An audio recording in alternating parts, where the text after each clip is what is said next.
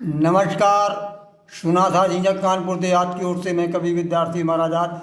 आइए देखते हैं कवि महाराजात सुना था यूट्यूब चैनल में। भगवान कृष्ण गीता के तीसरे अध्याय श्लोक नंबर 5 में कहते कि ना ही कश्चित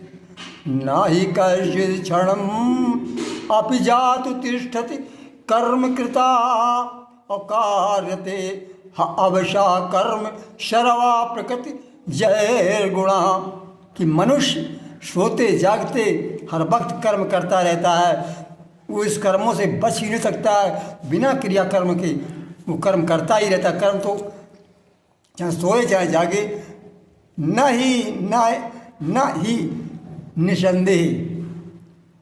कश्चित माने कोई, क्षणमपि एक भी क्षण मात्र को, जात माने किसी भी समय, तिष्ठति कर्म करता वो कर्म में स्थित रहता है।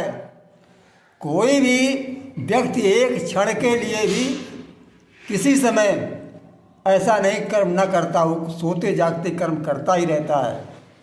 क्यों करता रहता है? कि सर्वा प्रकृति जय गुण है।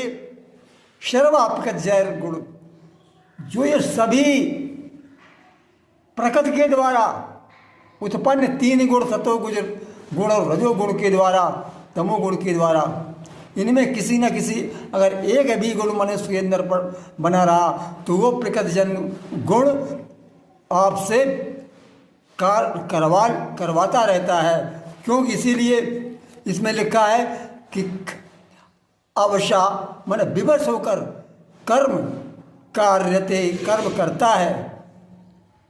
त्रिगुण की माया, त्रिगुण की तिगड़म्बुरी, छोटू प्रिंसुमेश।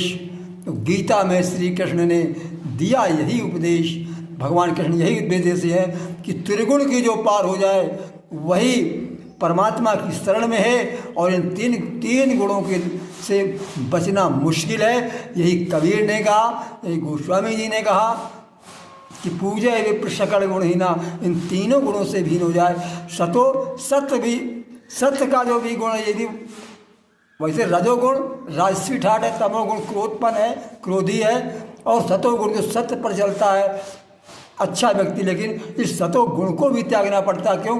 सतोगुण के अंदर आने वाली ये क्रियाएं हैं कौन कौन सी हैं? मनुष्य अपनी प्रशंसा में कि मैंने इतना किया, मैं इतना भक्त हूँ, मैंने उसको दवा दे दी वो ठीक हो गया, मैंने उसको मंत्र मार दिया, इसके माने उसकी बड़ाई प्रशंसा हो कि बहुत विद्वान आदमी है, बहुत भक्त आदमी